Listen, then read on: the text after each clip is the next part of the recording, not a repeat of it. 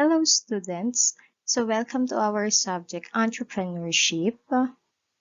We will discuss the first concept, but first, are you a? So, are you a or an? Are you a risk taker? Are you a leader? Are you an opportunity seeker? Are you a communicator? Are you proactive? Are you an innovator? Are you decisive? If you have all of these, then you have what it takes to be an entrepreneur. So for the introduction, let's discuss the following topics.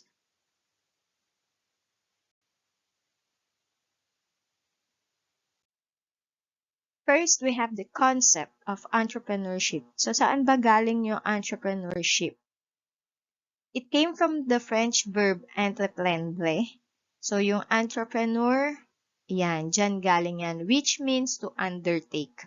So meaning nitong entrepreneur is to undertake.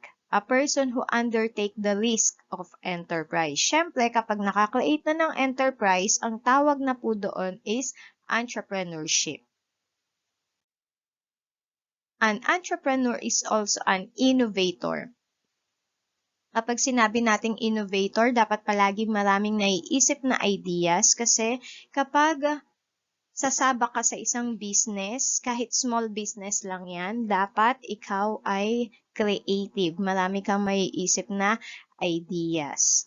So, an entrepreneur is someone who's willing to take the risk. Di ba kanina tinanong natin kung kayo ay risk taker. And generate unique ideas. Ayan. Isa pa sa importante dito sa entrepreneur concept is to provide profitable solutions. Kasi dapat, kapag may business tayo, nakakasolve yun ng needs ng ating market and the society. Needs of the market, ang market kasi natin dito, our target buyers and customers. So, what is the relevance of entrepreneurship to an organization? Ayan. So, madedevelop ang inyong pagiging manager. One of the benefits, ayan, is to develop his managerial skills. Next, there will be many organizations. So, dahil sa isang entrepreneurship, marami rin pong mga organizations ang magsusulputan. Next, we have, ayan, syempre kapag may small business ka, makakadagdag yon sa economic status ng isang individual. So, mai-improve yung standard of living ng isang tao.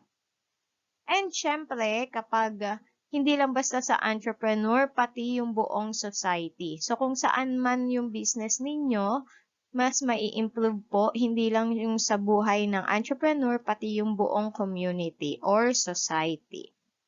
So, those are the 4 relevance. Next, we have the factors affecting entrepreneurship. So, ano ba tong mga factors na to? Dalawa yan. Meron tayong personality factors at saka environmental factors.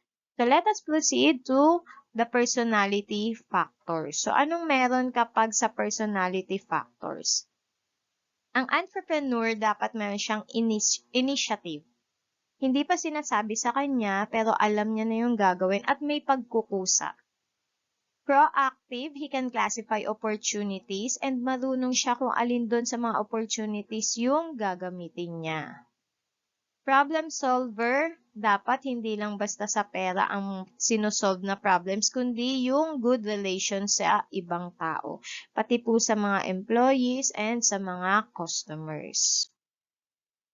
Next, we have the perseverance. Ayan, ipupush niya pa rin para kahit na mahirap yung sitwasyon, may mga challenges na nangyayari, ayan, pursue things to get done kasi may pagpupursige ang isang entrepreneur. Next is the persuasion. He can entice people to buy. Ayan. Hindi namimilit, pero when you persuade, isa kang entrepreneur na meron, di ba sabi natin kanina, good communicator. So, marunong push, marunong mag-convince sa mga tao, sa mga mamimili para bumili sila ng products mo. Another personality factor, dapat si entrepreneur is a planner. So, merong tinatawag na business plan at hindi basta-basta na maggagawa ng business na hindi pinaplano. He makes plans before doing things and does not fail to monitor it. Siyempre, kung ano yung mga nilagay mo sa plano, dapat masusunod yun and imo-monitor din kung saan merong magiging problema. Dapat gagawan din ng solusyon. Siyempre, yan. Ang isang entrepreneur dapat risk taker. Willing to gamble pero dapat kinakalculate niya rin kung ano yung mga risks na iti-take niya. So, proceed na tayo sa environmental factors. Yan, political. Nakaka-apekto rin yan. Climate. Siyempre sa climate, di ba, for example, summer sa Philippines, so mas maraming magtitinda ng mga halo-halo. So mas mabenta yun. Tapos kapag halimbawa naman, malapit na yung magpapasko na, di ba, mabenta na yung mga jackets, yung mga, ayan, mas marami ng coffee shop, di ba? Tapos, ayan, legal system nakaka-apekto rin po yan sa business, sa entrepreneurship, economic conditions sa ekonomiya natin, social conditions, and the market situations. We have to, kailangan din nating ma-analyze kung ano yung mga sitwasyon ba ng ating target market. Next, we have the common competencies. Kasi dalawa yung competencies. Meron tayong common, meron tayong core mamaya. So, for the common competencies, eto, babalik na naman tayo sa mga pag-uugali na meron dapat ang isang entrepreneur. So, an entrepreneur dapat decisive, firm in making decisions. Dapat kapag nagdesisyon siya, or ikaw as entrepreneur, paninindigan mo. Communicator, ayan, dapat merong convincing power pero hindi namimilit sa ating mga customers. Maayos ang pakikipag-usap, pero mako-convince mo na bumili ng product mo yung isang buyer. Number 3, dapat din syempre may charisma bilang leader si entrepreneur para naman po kung meron kang mga employees o kaya staff, ikaw ay susundin nila. Next, we have the opportunity seeker. Syempre, hahanapan palagi ni entrepreneur kung saan siya mas makakapag-business. Saan mas maraming chance ang kanyang pagbi-business. 5, proactive. Ayan, kapag proactive, making things happen. Piniprepare niya rin yung sarili niya kung ano man yung mga magiging problema sa kanyang tatahakin na business. Risk taker. Paulit-ulit tayo dito. Ang entrepreneur kasi dapat ay risk taker. Hindi siya takot na i-push kung ano man yung naiisip niyang business ideas. 7, innovative. Ayan. Kapag innovative, ang keyword natin dyan ay ideas. Dapat palagi siyang may big business ideas. Hindi siya titigil na sa kakaisip kung paano pa mas mai-improve ang kanyang business.